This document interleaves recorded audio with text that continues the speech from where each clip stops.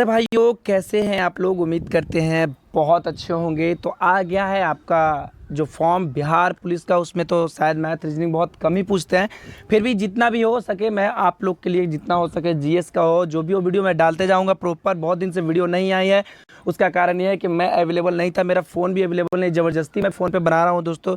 एक तरफ से एकदम साइड से फूटा हुआ टच काम नहीं कर रहा, इसलिए मैं आपको नहीं बता पा रहा हूँ। तो स्वागत है मेरे यूट्यूब चैनल आर्यन कुमार पे।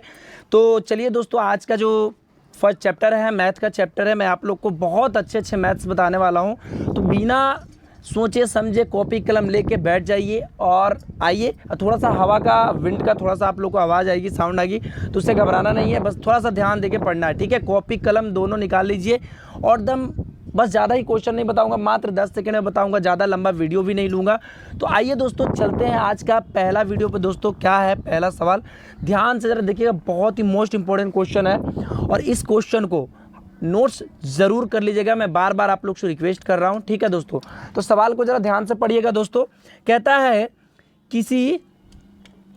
किसी परीक्षा में इंग्लिश में 70%, ध्यान से सवाल को पहले समझिएगा। मैथ्स का सवाल ऐसा होता है दोस्तों कि सवाल को थोड़ा सा समझने में बहुत सारे बच्चे इसको छोड़ देते हैं, टाइम लगता है तो कहते हैं चलो छोड़ो, लेकिन बहुत ही आसान सा सवाल रहता है। कहता है किसी परीक्षा में इंग्लिश में 70% और गणित में 80% अभ्यर्थी पास होते हैं। ज़रा ध्यान से देखिएगा, किसी परीक्षा में इंग्लिश में 70% और गणित में 80% अभ्यर्थी पास होते हैं और 10% दोनों विषयों में फेल हो जाते हैं। क्या हो जाते हैं? फेल हो जाते हैं। ज़रा ध्यान से समझिएगा, कोई भी दिक्कत हो एक बार ज़रूर बताइएगा दोस्तों। कहीं से कोई भी थोड़ा सा प्रॉब्लम हो तो कमेंट बॉक्स में ज़रूर आके बताइएगा।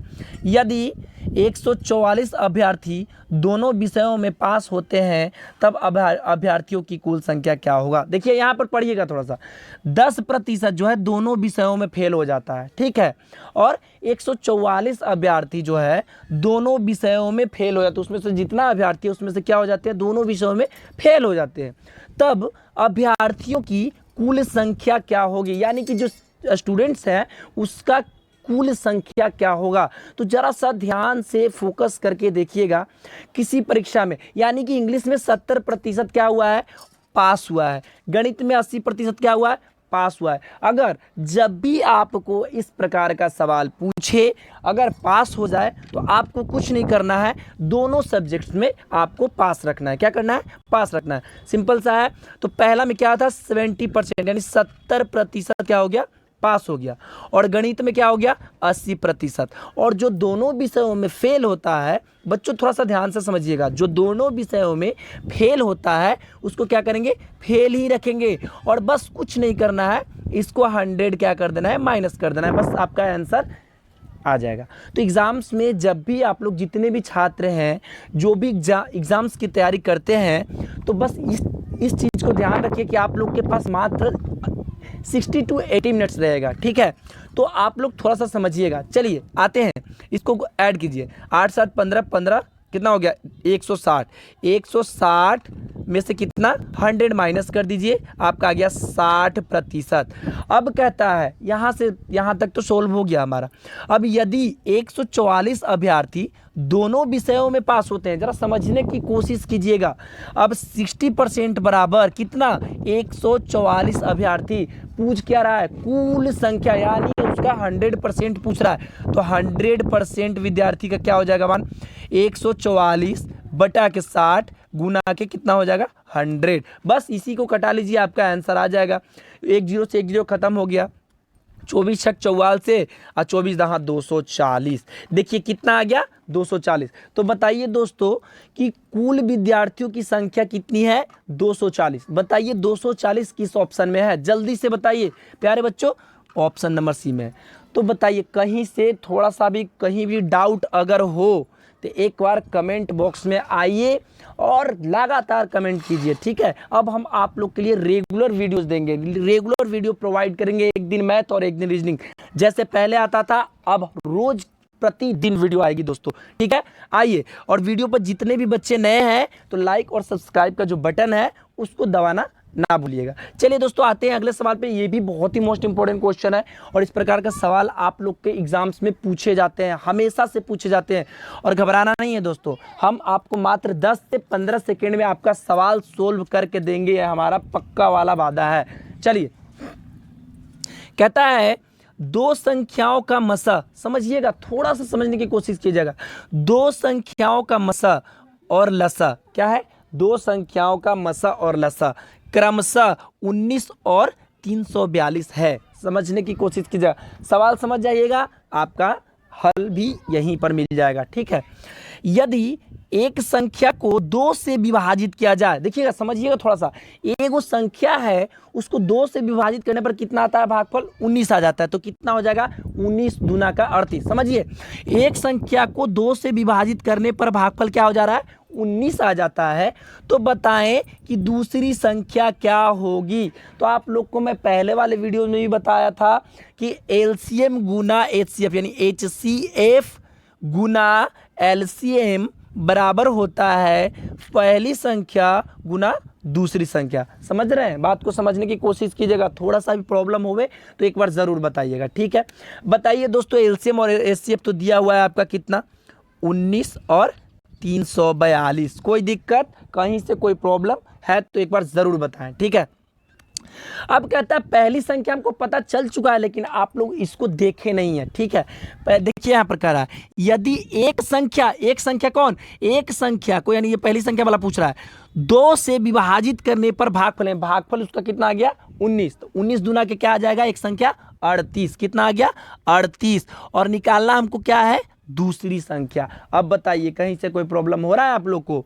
एकदम होने भी नहीं देंगे प्यारे बच्चों, कहीं से भी कोई दिक्कत हो तो एक बार जरूर वीडियो पे दोबारा देखिए, कहीं से कोई प्रॉब्लम हो तो आप लोग को कमेंट जरूर करना है। ठीक है, कटा लीजिए इसको, 19 दूना 38 और 171 दूना आपका हो गया 342। यानी दूसरी संख्या कितना आ गया दोस्तों? दूसरी संख्या बराबर 171। कोई दिक्कत नहीं। किस ऑप्शन में है? ऑप्शन नंबर बी में। कोई दिक्कत परेशानी? कहीं से कोई दिक्कत अगर होती है आप लोग को, जितने भी बच्चे हैं, अगर कहीं से थोड़ा सा भी प्रॉब्लम होता है तो एक बार कमेंट बॉक्स में आए।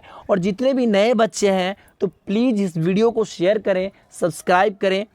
चैनल मोनेटाइज हो चुका है लेकिन फिर भी मैं वीडियोस पर ध्यान नहीं दिया, बहुत ज़्यादा फालतू के चक्करों में पड़ गया था मेरे प्यारे बच्चों।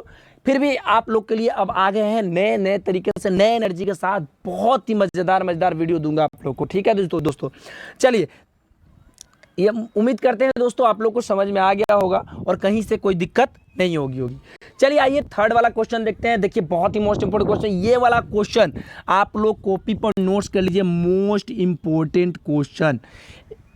इंपॉर्टेंट क्वेश्चन है, इसको आप लोग ज़रूर नोट कीजिएगा, क्योंकि ये क्वेश्चन मैंने भी जितने सारे एग्जाम्स दिए हैं हर एक एग्जाम में ये क्वेश्चन पूछा गया है और इस क्वेश्चन को आज, इस समस्या का समाधान हम लोग करके ही रहेंगे। मात्र कितने सेकेंड में? 15 से 16 सेकेंड में, कंफर्म, ये हमारा पक्का वादा है। नहीं विश्वास होता है ना? आगे देखिए क्या होता है। क्वेश्चन पढ़िए, कहता है निम्नलिखित क्रमवार बट्टों, देखिए ध्यान से समझिएगा, ये जो है ना क्वेश्चन, ये तो ऑप्शन टाइप का क्वेश्चन है, ऑप्शन से ही बनेगा। ठीक है, क्रमवार बट्टों की श्रेणियों में कौन सी श्रेणी एक ग्राहक के लिए सबसे अच्छी है, यहां पे पूछ रहा है। देखिएगा, मान लीजिए दोस्तों, मैं आप लोग को कैसे समझाऊं, देखिए अच्छे तरीके से समझाता हूं। पहला देख लीजिए, पहले ऐसे समझ लीजिए, उसके बाद मैं आपको ऑप्शन से भी समझाऊंगा। ठीक है, समझिए। निम्नलिखित क्रमवार, जो ये चार दिए हुए 30%, 20%, 10%, 25%, 20%, 15%, 30%, 10%, 15%, 25, 15, 10, इन चारों में से आपका एक जो है ना आंसर है। ठीक है, उसी को हमको ढूंढना है, बस आपका आंसर आ गया। लेकिन मैं दो तरीके से इसको बताऊंगा ताकि आपको कंफ्यूजन बिल्कुल ना हो, है ना। चलिए, कहता है निम्नलिखित क्रमवार बट्टों की श्रेणियों में इन चारों में कौन सी श्रेणी एक ग्राहक के लिए सबसे अच्छी है, यानी कि जो सबसे कम में, मतलब सबसे ज़्यादा छूट में रहेगा, यानी उसको कोई भी ग्राहक को सबसे ज़्यादा छूट मिलेगा वहीं पे जाएगा ना बाबू, बताइए। कोई भी जिसको ज़्यादा जहाँ छूट रहेगा वहीं पे जाएगा ना, बताइए, बिल्कुल जाएगा। तो हम लोग चलिए पता करते हैं कि आखिर कहाँ पे उसको सबसे ज़्यादा छूट मिल रहा है। तो पहला ऑप्शन में है 30%, 30, 20, 50, 50, 10 कितना हो गया? 60%। चलिए अगला को जरा से कैलकुलेशन करते हैं दोस्तों, क्या होता है। 25, 20 कितना हो गया? 45 45 15 कितना हो गया 60, यानी ये भी 60% हो गया। कंफ्यूज नहीं होना, टेंशन मत लीजिए, घबराइए मत, हम हैं यहाँ पे। अब कहता है 30 10 40 40 15 55, ये हो गया 55%। 25 15 40 40 10, ये हो गया 50%। अब बताइए कहीं से कोई दिक्कत है तो बताइए। तो कहिए सर ये भी 60%, ये भी 60%, तो समझ लीजिए आज से अगर जो परसेंटेज के क्रमवार का जो पहला डिजिट होता है, पहला परसेंटेज जो अधिक होता है और दूसरा जो होता है, जो पहला जो संख्या है जो देखिए 30% है और इसमें कितना है 25% है, तो बताइए वही पहला वाला आंसर होता है। क्या होता है? पहला वाला। कि सर कैसे पता करेंगे, कैसे मानेंगे कि ये पहला वाला? देखिए मान लीजिए कोई वस्तु 100 रुपये का है ना, 100 रुपये पे हमको 50 रुपये छूट मिल गया। क्या मिल गया? 50% छूट मिल गया, तो कितना हो गया 50। और बताइए 50 का कितना निकाल देंगे, उसका 10% निकाल दीजिए, है ना, 50 का उसका 10% निकाल दीजिए, तो कितना हो गया 5 रुपये। समझ रहे हैं बात को? जरा समझिएगा, थोड़ा सा भी ध्यान दीजिएगा। उसका 10% हो गया, अब निकाल दीजिए एक जो से 5 रुपया। तब बताइए दोस्तों कितना हो गया? 50 में से 45 घटाइएगा तो आप 5 घटाइएगा तो आ जाएगा 45। कितना? 45। मान लीजिए इधर भी 100 रुपया के वस्तु है, 100 रुपया पे कितना 40% छूट दिया मान लीजिए, ठीक है। अगर ऐसे नहीं समझ रहे तो थोड़ा सा और डिटेल में जाते हैं। देखिए और डिटेल में आपको हम बता रहे हैं, जरा समझने की कोशिश कीजिएगा। देखिए कुछ करना ही नहीं है, बस समझना है, बस बन गया क्वेश्चन आंसर, बस आ गया। मान लीजिए कोई वस्तु 100 रुपया का है, उस पर कोई 50% और 10% का क्या देता है? छूट देता है। इधर भी मान लीजिए 100 रुपया की वस्तु है, उस पर 40% का और प्लस 20% का छूट देता है। समझ रहे हैं? बात को समझने की कोशिश कीजिएगा, ठीक है। अब बताइए जरा सा एक बात हमको, 50% का 100 रुपये में छूट दिया तो उसका कितना हो गया 50%। अब उस 50% का 10% कितना हो जाएगा 5 रुपये, इसमें से घटा दिया आ जाए कितना 45। कोई दिक्कत? समझ रहे हैं बात को? चलिए अब 100 रुपया में 40% इसको छूट मिल गया, बच गया इसका 60%। अब 60 का 20% कितना हो? 6 दूना का 12, इसमें से 12 घटा देंगे आ जाएगा 48। तो बताइए दोस्तों ग्राहक को सबसे ज़्यादा छूट किस पे मिला? कहिए सर छूट इस पे मिला, चूंकि ये कम है 45। समझ में आ गया? उसी प्रकार यहाँ यानी कि जो पहला वाला डिजिट बड़ा रहेगा वही आपका आंसर रहेगा। उम्मीद करते हैं प्यारे बच्चों आप लोग को समझ में आ गया होगा, और कहीं से कोई भी थोड़ा सा भी प्रॉब्लम अगर मैथ्स और रीजनिंग में होती है तो एक बार हमें ज़रूर बताएंगे, ठीक है, हमें ज़रूर बताइएगा। चलिए आगे बढ़ते हैं। क्वेश्चन नंबर 4 बहुत ही मोस्ट इंपोर्टेंट क्वेश्चन है। ऐसा क्वेश्चन हमेशा पूछता रहता है, घबराइएगा नहीं।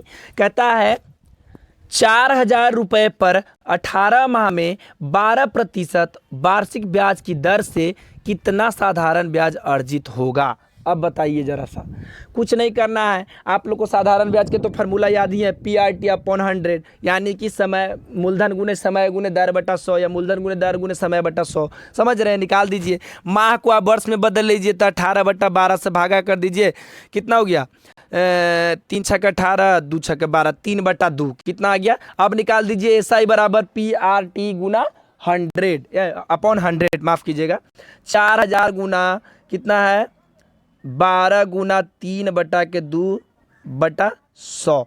चलिए 2 छक के 12 कट गया, 2 जीरो से 2 जीरो कट गया, 4 छक 24 24 थी 72, यानी 720 रुपया उसका साधारण ब्याज अर्जित होगा। कितना पे? 18 माह में 12% की दर से उसको 4000 रुपये का क्या होगा 720 रुपये मिलेगा। कितने माह में? 18 माह का ब्याज। तो बताइए 720 रुपये किस ऑप्शन में है? ऑप्शन नंबर सी में है। उम्मीद करते हैं दोस्तों आपको समझ में आ गया होगा।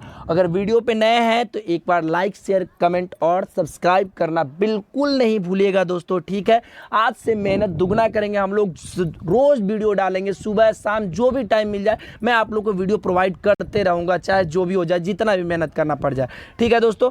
हाँ दोस्तों, तो आज के लिए इतना ही दोस्तों। अगर हमें आप लोग इंस्टाग्राम पे फॉलो नहीं किए हैं तो जितने भी बच्चे हैं आइए इंस्टाग्राम पे आप फॉलो कीजिए। इंस्टा आईडी है मेरा आर्यन कुमार 13217, सर्च कर लीजिएगा। आपको एक यूनिफॉर्म उस पर टोपी कैप का लगा हुआ है, उसको देख लीजिएगा, फॉलो कर लीजिएगा, उस पर मैसेज कीजिएगा। कहीं भी कोई भी क्वेश्चन से सिर्फ पढ़ाई से रिलेटेड ही मैसेज कीजिएगा, अन्यथा मैसेज फालतू का मैसेज मत कीजिएगा दोस्तों, ठीक है।